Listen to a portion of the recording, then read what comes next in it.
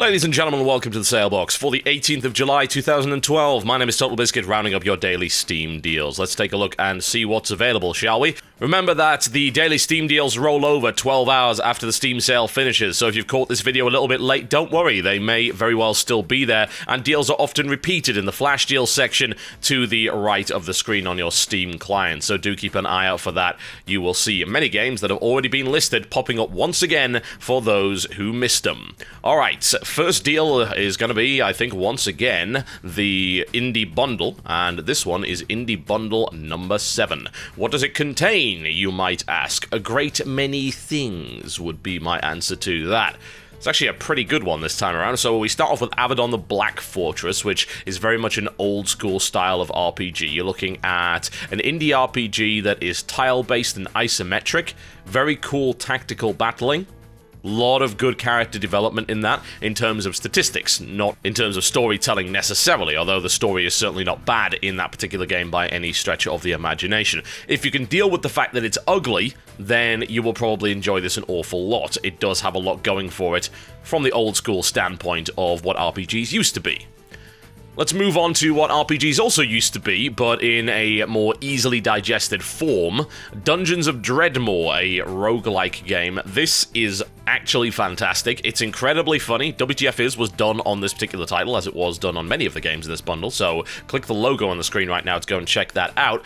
So the idea of Dungeons of Dreadmore is that you head into a dungeon of infinite evil and combat many different strange creatures, get loot, level up, and all that good stuff. And it's a roguelike, which means it's hard as hell, and it also means that the game pauses until you move. So when you move, everyone else moves. So you've got as much time as you want to figure out what to do, not that it will necessarily help you, because the game is balls hard, but it is very, very enjoyable, as far as I'm concerned.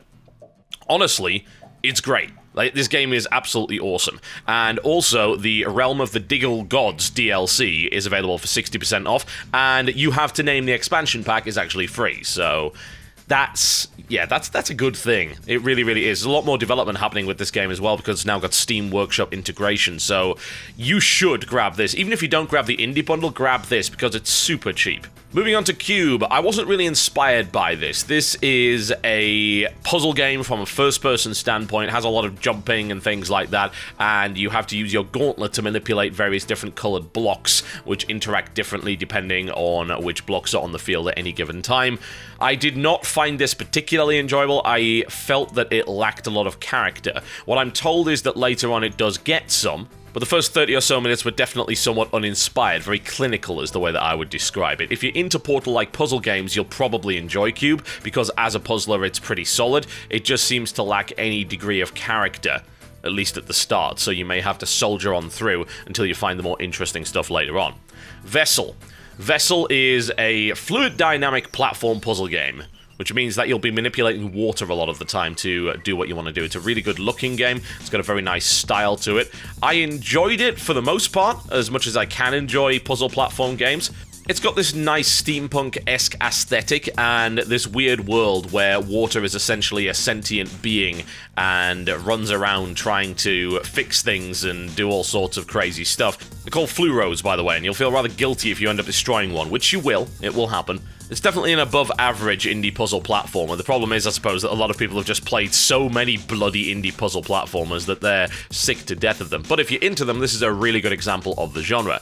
Last, but by every means least, Zombie Driver. This sounds great, and it really, really isn't. Like, what I wanted out of this was a top-down GTA-style game where you just destroyed zombies. Unfortunately, it's highly linear. Highly linear, and that really, really upsets me, because I just wanted an open world roaming piece of nonsense, and what I found was a deceptively small world and driving mechanics that weren't really all that fun. So that's probably an avoid, honestly, but the rest of the bundle is pretty damn solid and a little bit more well-rounded, I think, than previous bundles that have been just a tad crazy at times.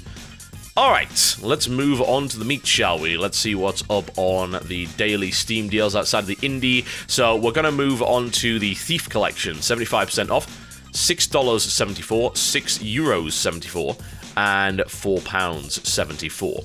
So the Thief Collection contains, as you might imagine, all 3 Thief games, Thief 1, 2, and 3. things about these games in terms of their compatibility. The first game, Thief the Dark Project Gold Edition, works just fine with modern systems. You shouldn't really run into any problems with that.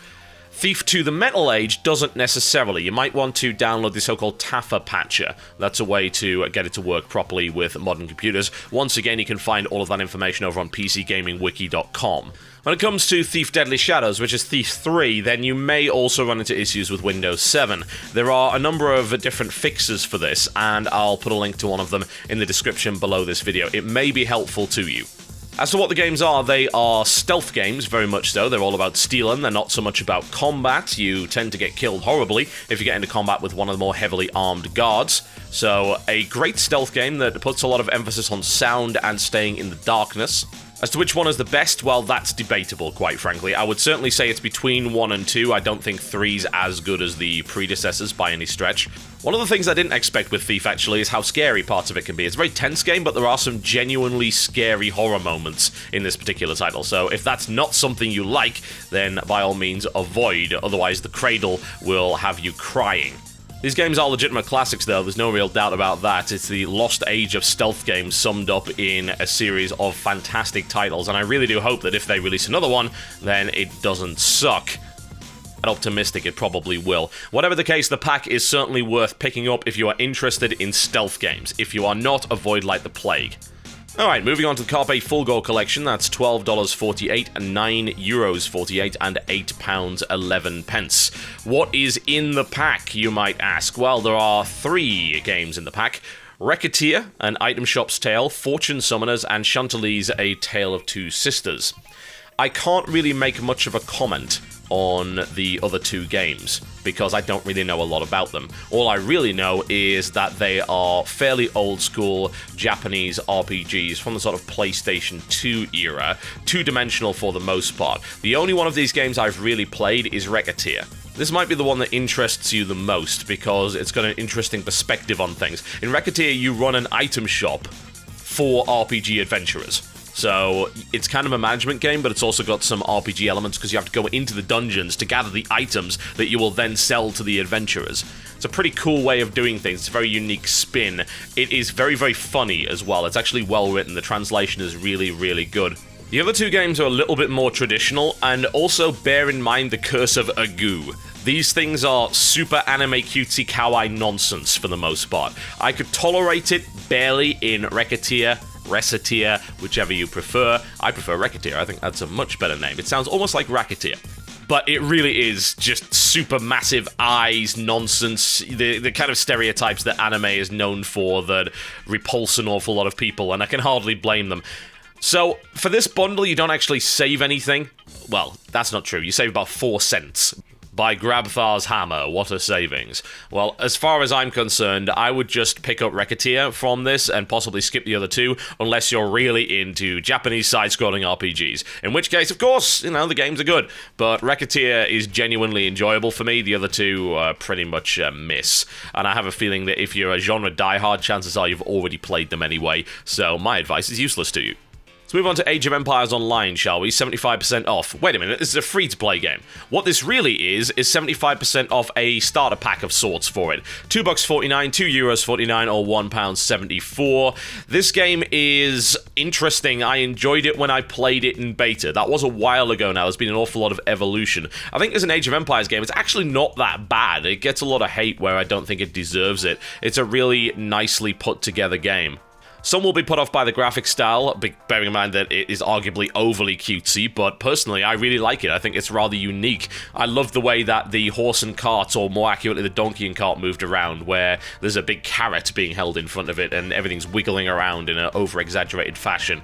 The game's kind of weird because it's sort of like an MMO in that you've got this persistent city, and you level up and you're able to build new stuff in the city, but all of the missions you do are just standard RTS fare. So before you go around thinking this is Farmville, it's got elements of that persistence in it, but the main game is just like an Age of Empires game. But you build using the tech that you've already got, you complete missions in order to gain experience and gold, and of course you can do full PvP. You can also get items, which is pretty cool, and those items will affect how the RTS battling plays out.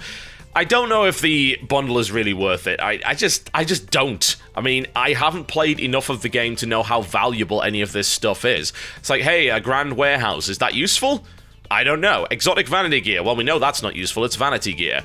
I don't have a clue, honestly. I don't have a clue if that's worth spending money on. All I know is I'm going to buy it because it's $2.50, and I guess if it's not very useful, I've lost $2.50. Oh dear. Woe is me. Truly, I will not survive.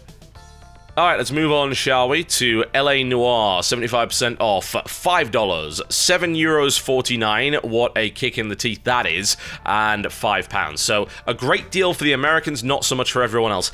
So, the game is great. In my opinion, I really enjoyed LA Noire because, to me, it played very much like a third-person Phoenix Wright with some minor GTA elements in them, but obviously set in this kind of noir period. Voice acting and the whole facial thing is just incredible. You've not seen anything like it. The problem is the PC version's kinda terrible. There are some fixes that you can apply, but it's got a wide variety of performance issues, including the fact that it's locked to 30 FPS. This is one of those situations where I would say pick it up because it's on sale, but I would have never recommended it at full price because of how dodgy the PC port actually is. It has been patched a lot since launch, so those of you who heard the horror stories at launch, it's a bit better. But once again, PCGamingWiki.com the place to go in order to find out fixes for this game. Do not expect a Grand Theft Auto style game out of this. I think a lot of people did, and they ended up being a bit disappointed. It does have a kind of open world, but more often than not, there's actually no reason to use it, because you can just get your partner to drive and instantly skip you to the next section. It's more about listening to stories and trying to figure out who's lying and who isn't based on facial expressions and inflections in the voices. The combat it's run-of-the-mill, really. It's okay, it's just kind of cover-based combat. It's not terrible, but it only comes into the game every once in a while, and the driving element is pretty much entirely optional for the most part. So, it's a good game. It really is. I think it's really nicely put together, and I'd also recommend playing it in black and white, just for extra atmospheric nonsense. Alright, let's move on, shall we? Total War Mega Pack, 75% off, takes you down to $12.49, €12.49, and £8.74, pretty good deal for the guys in the UK. What's it got in it, you might ask? Well, it's quicker to say what isn't in it. Medieval, the original. Medieval 2 is in it, but not Medieval Total War. Shogun isn't in it, and Shogun 2 isn't in it. Aside from that, everything else is there. It's a pretty good collection, honestly, but the question is, how much do you save? A fairly significant amount is the answer to that, but it may still be worth picking and choosing. So, as regards to which is the best, that's going to be a hot debate. Most people would say out of that pack, Rome Total War Gold is probably the best. Other people would argue that Medieval 2 is probably as good, if not slightly better in places. I find it difficult to judge. I think I played Medieval 2 a bit more than I played Rome. I think it's because I enjoyed the setting just a little bit more. Both of them are really, really good. I should also point out that both games have a substantial number of very cool mods for them as well. Where it starts to come apart is Empire and Napoleon. Empire's probably the worst Total War game there is. It was plagued with performance issues on launch and not a lot of fixing was done. Mod support was blacked out, and the AI was brain-dead stupid. Napoleon somewhat fixes that. It's kind of an apology to everyone that bought Empire and got screwed over. Admittedly, they then got sold Napoleon at pretty much full price, which kind of kicked them in the teeth, but there you go. So, for me, I would dodge Empire. Bear in mind, Napoleon has a bit of a problem with it. And that's going to occur in pretty much any game where you're in the age of musket. And that's that it's a lot of lines shooting at each other. It's nowhere near as fun and dynamic as Rome and Medieval 2, or indeed Shogun, as far as I'm concerned, as a direct result of that. Lining people up to shoot at each other and then watching people fall over is not as interesting as having raging berserkers charge into a line of spearmen. That said, if you do like naval combat, then Napoleon Total War does it pretty damn well, and if you do like artillery, needless to say, Napoleon does it very, very well. If you're gonna pick and choose from this pack, then I would say the following games are must-buys: Medieval 2, Medieval 2 Kingdoms, Rome Total War, and Rome Total War Alexander. Void for me unless you have a very specific interest in that area of history, and Napoleon is kind of a toss-up depending on whether or not you're okay with watching lines of musketmen shoot at each other. If you're not okay with that, then don't buy it, because it's not as good as Medieval 2 and Rome. For those who keep asking about Shogun 2, by the way, when it keeps popping up in the flash sales, yes, yes, yes, by all means, yes, it's awesome. Let's move on, shall we? Super Meat Boy, 75% off. That's $3.74, €3.49, and £2.99. Do you like pain? Well, 1, try wearing a corset, and 2, yeah, Super Meat Boy. Incredibly painful and frustrating platformer. Very, very well-designed one, but designed to dick you over. You die a lot. Over and over and over again. This is the kind of game that requires you to be the Determinator. You must push through your rage. You may break controllers while doing so. Indeed, I would recommend playing it with a controller. It's not quite as good with the keyboard, although it's nowhere near as bad as the developer claimed it to be. Performance issues, but it has been resolved since, and it's a really good price if you want an uber frustrating hardcore platformer, which is what this is. It's very satisfying to beat a level in Super Meat Boy, but my god is it very frustrating to consistently fail before doing so. Are you the kind of guy that likes Dark Souls? Are you the kind of guy that likes I Wanna Be the Guy? Then, as far as I'm concerned, Super Meat Boy may be for you. If you're the kind of person that gets angry easily and you like to keep your controllers intact, then avoid at all costs. Sins of a Solar Empire Rebellion, 25% off, probably the least discount we've ever seen during the sale so far. $30, €22.49, or £18.74. Hum-de-hum. So this is an expand-alone. What do I mean by expand-alone? So you can buy this and you'll essentially have all of the features of the previous Sins of a Solar Empire expansions, Entrenchment, Diplomacy, and of course the original, and you'll get all the new features of Rebellion. Rebellion is by far the best of the entire series, and if you're going to buy anything from this, then I would certainly say Rebellion if you want to put a lot of time into it.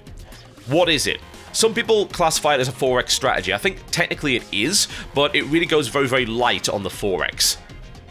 Of economic management, for instance, and the ability to improve and build on planets, that's not something you can really do. Everything is dealt with via orbitals. If you're looking for ship design, you can't do that either. All of the ships are preset, you research them, you research their requisite abilities and things like that. So in that respect, it's not particularly 4X either. It's all done in real time. It reminds me actually of Supreme Commander in space, because you can zoom out and see the entire galaxy, you can easily order fleets around. This is a game that eliminated pretty much all of the micromanagement and clunk from the UI and made a very slick, easy to control package. If you like the idea of controlling an entire empire without working too hard, then I feel that Sins of a Solar Empire is a great option for you. Also, I would say that if you're looking for a campaign, this game is not for you, because it doesn't really have one. It's playing against bots, admittedly very good AI bots, but there's no real story behind it. You are essentially the story. But that's fairly common for 4X strategies. The problem is that you don't really get to design your faction or anything like that, which is one of the features that a lot of people really enjoyed from most 4X strategy games like Master of Orion and Pax Imperia. You have to pick one of 6 default factions. So there's 3 main races, and then they're split into Rebel and Loyalist factions that all have different abilities. Also, the tech tree is goddamn difficult to understand if you haven't played it originally. It's so large, it's difficult to work out where exactly you want to go with it. That said, with all of those little nitpicks, it's still a great large-scale strategy game with some awesome visuals, and you should have a lot of fun with it, especially if you play in multiplayer. Just bear in mind that games can drag on for a very long time. Expect to be playing a game for, at minimum, 4 hours, possibly even longer than that, over the course of several days. Maybe that's what you want. The only caveat I would say here is that the price isn't exactly great. Maybe, just maybe, you're going to get a cheaper deal later on, and you don't want to jump on this just yet. Bear in mind that this is a very, very new game. This expand-alone only just came out recently, so you shouldn't expect a massive discount. Now, if you do want to get into Sins and you don't want to buy Rebellion, you can get Sins of a Solar Empire Trinity. That's actually heavily discounted at the moment. That's a bit of a hidden deal because they don't show that. Also 75% off. So like if you're in the US, this will cost you $5. That gets you the original game and 2 of the 3 expansions. It doesn't get you Rebellion. I think honestly, if you're looking for a cheaper deal, this is pretty much worthwhile. And then if you figure out you like this, later on you can pick up Rebellion. Yes, Rebellion is better because it's got more features, it's a little bit more polished, it's got better graphics, but Sins of a Solar Empire Trinity is still more than playable, and it is very, very cheap indeed. Alright folks, time for my deal of the day. What is it? It is the Stalker bundle. 75% off, takes you down to $11.24, €8.49 or £5.24. What a great deal for those in the UK. However, once again, we might be a little bit picky and choosy with this because the bundle doesn't save you any money. So what do you do?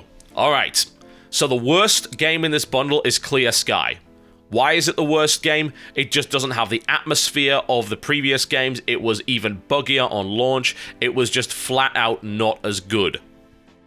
What are the good games? Well, some will argue that Shadow of Chernobyl is better than Call of Pripyat. I don't know if that's really the case, but what I will say is that Shadow of Chernobyl has some amazing mods available for it. Stalker Complete Edition, the Atmosphere mod, there's all sorts of really great stuff. What is this game all about? It's a free-roaming shooter with some RPG elements. So you're essentially stuck in the zone around Chernobyl, and you are given various missions. You wander around the landscape doing all sorts of stuff, shooting, getting chased by horrible things, avoiding radiation hazards. It's a bit creepy in places, honestly. It does have a lot of tension involved in it. I love the shooting in this game. Like, when you start off, you feel genuinely weak. You feel like you're the prey rather than the predator. You've got to be very clever about how you approach the various objectives. There's a bit at the start where you have to approach a house with bandits in it, and you do so with just this awful, rubbish pistol, and you've got to think about the best ways to actually get into the house, use your binoculars to figure out where people are, where the patrols are, then approach and try and grab a good weapon, or at least a better weapon, from one of the guys that you're able to kill. This game rocks. It just does. It's one of the finest FPS experiences we've ever had on PC. I think it sums up what a PC game is really all about. So much flexibility, emergent gameplay, immersion, freedom, and then, of course, modability. They look great too, by the way. They're really awesome looking games. As to which one to pick up, so your price is going to vary. If you already own the original Stalker, then you can get what's called the loyalty promo, which gives you an additional amount of cash off the deal. So, to me, if you've got the loyalty promo, you should be picking up Pripyat in a heartbeat. Indeed, if you already own the original Stalker and enjoyed it, why the hell don't you own Pripyat? Clear Sky, for me, is kind of let the buyer beware. It's good once you mod it. At least it's better once you mod it. I still don't think it's up to the standard of the other two games, but if you're really into Shadow of Chernobyl and you want more Stalker, then by all means pick up both. Just make sure that you actually mod Clear Sky. Clear Sky Complete makes the game a hell of a lot better. Alright folks, that's me done for the day. Thank you very much for watching the Salebox, and I'll see you next time.